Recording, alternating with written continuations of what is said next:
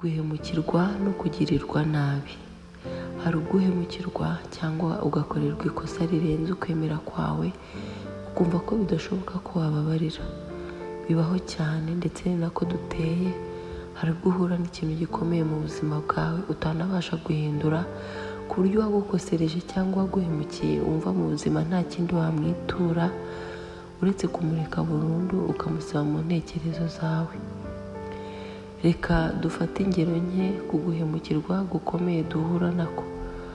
Uri umukobwa ukiri umwana muto wafashwe ku ngufu n'umubyeyi wawe.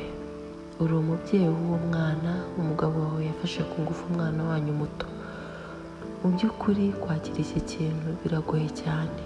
Nk'umubyeyi wibaza ubuzima bw'umwana wawe bwangijwe n'uwakamurinze. Nk'umukunzi wibajije aho ubwo wasezeraniwe rwagiye, rwa rukundo rwagusezeraniye kutaguhemukira none rukaba rurenze rukangiza imbuto y'urwo mwavomereye. Urundi rugero, uri umusore witeguraga kurushinga, usanze uwo witaga umukunzi wawe yari ari kumwe nawe kuko hari icyamugenzaga. Nuko nyuma yo gusezerana mu rukiko umaze kumwandikaho ibyawe, yahise abitwara arigendera ndetse umubura irengero. Cyangwa se uwo mwakundanye yakubeshye ko atwite umwana wawe, ugasanga umwana ni inshuti yawe.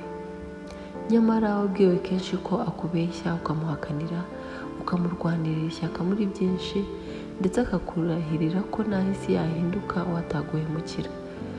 Hari ubwo akenshi twumva izi nkuru tukumva ko zitabaho cyangwa se tukumva ko ari ibihimbano, ariko mu kuri bibaho cyane. Hari urundi rugero nari nibagiwe rukomeye, erega ni nyinshi. Nk'umutima wa wa mubyeyi wasanze umwana we ari kuribwa n'umuturanyi. Sinzi niba mwese mwarabyumvise, ariko hari inkuru yigeze gusakara ku mbuga nkoranyambaga, aho umubyeyi yatashye agasanga umwana we umuturanyi we yamuriye.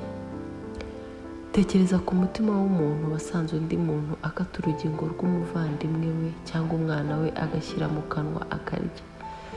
Iki giteye ubwoba cyane. Oya, nanone sinibagirwe na Kazungu wamamaye kubera ubunyamaswa bwe. Ibaze wabuze urubyaro, wabuze uwuheka kubera kurogerwa, kandi ubikora n'uwo mu muryango. Iyo ngeze ku burozi ho nditonda kuko ni benshi bahakana ko buriho, ariko buriho ndetse cyane. Ugasanga ngo warozwe umutwe, ngo ube umusazi, ngo warozwe icyangiro, ngo warozwe kuba ingumba, ngo warozwe inyatsi, ngo warazinzwe ngo ntuzashake, kandi ugasanga ababikora ni abitwa bawe.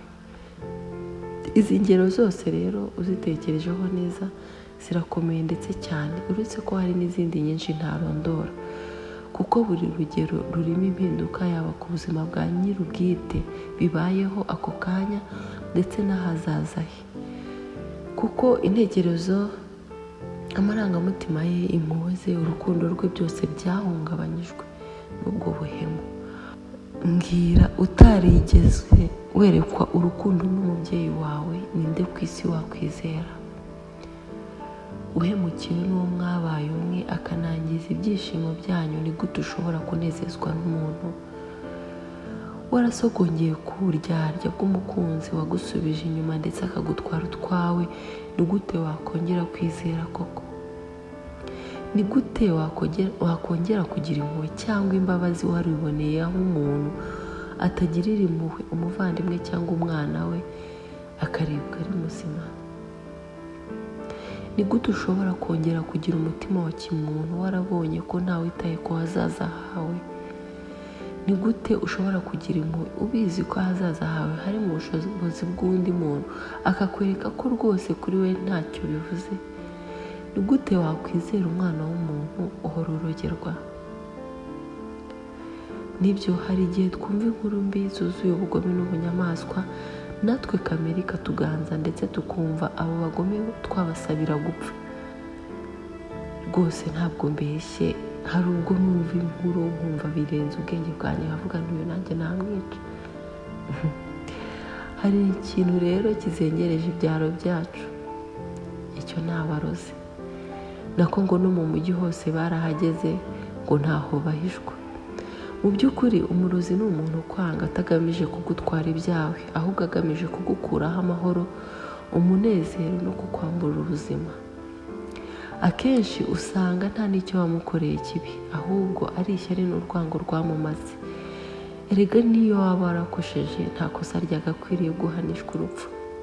Burya kuba utarazanye umuntu ku isi nta n'icyo uri cyo ngo uyimukureho.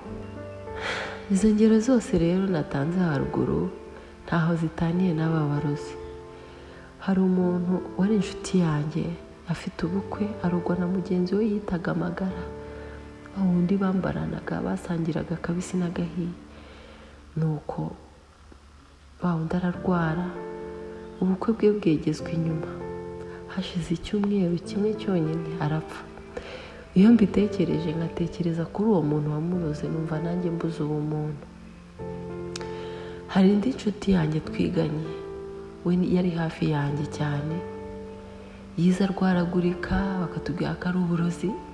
Yize arushye cyane, tugize Imana tubona ararangije. Akibona akazi uwamuhumanyaga ati ntuzahembwa kabiri, nuko aba aramwivuganye. Na n'ubu ndakibaza icyo uwo mwana w'umukobwa yaruhiye. Reka ngaruke bitanjyana kure. Ndabizi ko nawe uri kumva ibi uzi ingero nyinshi za benshi bapfa kwa muganga barabuze indwara. Reka tubireke tutajya kure. None se reka twongere twibaze iki? Ni iki kiba cyabaye ku mubyeyi ku buryo yibagirwa umwana we akamwangiriza ubuzima? Ese ni iki kiba cyabaye mu mutima w'umuntu wiyemeza kwangiza ubuzima bw'undi akoresheje urukundo cyangwa se amarangamutima? Ese biba byagenze bite ngo umuntu ahinduke inyamaswa agere n'aho arya umuntu mugenzi we bubise? Ni gute umutima w'umuntu uba akahebwe ku buryo wirebaho gusa ukaba utanafasha uwo bahuje isano? Ni gute umutima w'umuntu uhinduka umukara ku buryo unezezwa no kubona abandi bapfa, abandi basara, abandi bata umutwe, abandi babura amahoro, abandi bagumirwa, abandi babura urubyaro, abandi bahora mu bukene cyangwa bahora barira? Ese aba ntibarwaye? Ese bo ntibakwiriye gufashwa? Mbese hari icyo njye nawe twakora ngo aba nabo bagaruke ubumuntu? Muntu wahemukiwe, muntu wagiriwe nabi, muntu wakorewe ibirenze ubwenge bwawe, nkuzaniye inkuru y'ihumure. Ni koko wakorewe ibirenze ubugome ndetse wumva umutima wawe warazinutswe cyane abantu. Ariko burya umuti si urwango, umuti si ukwanga abantu, umuti si ukuzinukwa burundu. Umuti ni ukubabarira. Kuko burya nutababarira nawe uraba mubi ujya inyuma ya wa wundi waguhemukiye. Ndakubwiza ukuri ko umutima wawe urijima ugasanga nawe ugeze mu nzira zo kwihorera. Kandi nujya kwihorera ntaho uraba utaniye na wa murozi twahoze tuvuga. Kamere yanjye yikunda ihora yiyifuriza icyiza. Iyo yahungabanyijwe ihinduka mbi ndetse cyane, ikaba yagira hahandi twita akahebwe. Ariko nongeye gutekereza neza, niba koko nikunda nkaba naniyifuriza amahoro arambye, icyambayeho uko cyaba kibi uko ariko kose nacyakira kandi nkabasha kubana nabyo, nkakira ibyo bikomere. Erega ntaho byanditse ko naremewe kubaho nezerewe iteka. Si ikibazo cy'uko hari uri kumbuza umunezero, ahubwo ikibazo ni uburyo nitwara muri ako gahinda ndimo natewe n'abandi. Yego sinzakira ako kanya, bisaba igihe ndetse n'imbaraga nyinshi. Bisaba gukomera no kumenya akamaro kabyo. Gusa intsinzi nyayo ni ukubabarira. Kubabarira ni umuti. Kubabarira bizana amahoro, kubabarira bizana umutekano, kubabarira bikesha umutima, kubabarira ni umuti wa byinshi. Erega nubwo wakorewe amahano abantu bose si babi. Nubwo aba ari bo benshi, ariko byibura hari uwakumvise urira aragutabara, hari uwakubonye uboroga araguhanagura, hari uwakubaye hafi ubwo uwo wari wizeye yaguhemukiraga, hari uwagufashe mu bitugu ubwo wahekurwaga, hari uwagukomeje ndetse akandi inguma watewe n'abantu, hari uwakubereye umuryango aho umuryango wawe wa nyawo utari uhari. Aba cyangwa uyu wakwitayeho yakubera itafari cyangwa urwego rukuzamura rukagukura muri ako gahinda urimo, ndetse ukabasha kururutsa uwo mutima wo kwanga no kuzinukwa abantu. Nta kindi, jya ukunda kumuganiriza uwo nguwo wizeye, jya ukunda kumubwira inkuru y'ibyakubayeho, jya ukunda kuvuga ikikuri ku mutima. Funguka, wikikingirana mu kazitiro k'agahinda. Uwo kubereye inshuti mu bikomeye, nzi neza ko azakubera ugutwi kukumva amanywa n'ijoro. Niwumva utizeye n'umwe, fata ikayi n'ikaramu wandike ibikurimo, cyangwa ujya ahiherereye ubivuge. Icyo nkubwira aha, kora ibishoboka byose amagambo akurimo asohoke.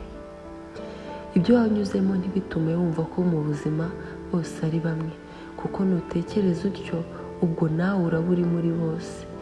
Niba wumva utaragera ku rwego rwo kuba umuhemu rero, menya ko hari abandi bameze nkawe. Nunangira umutima uraba nk'uriya waguhemukiye. Reka dusubire inyuma gato tugarukire wa mutima wabaye inyamaswa. Niko muri wowe urumva umeze ute nyuma yo kwihekura, nyuma yo gukora amahano, nyuma yo gukora ibyo benshi bitaga ibitabaho, nyuma yo kuvusha amaraso, nyuma yo kwica ahazaza h'umwana muto, nyuma yo gukora bya bindi byose bibi nawe uzi, urumva umeze neza? Uratuje se? Uri amahoro? Ese haba hari icyo wungutse mbwira? Ese wariye?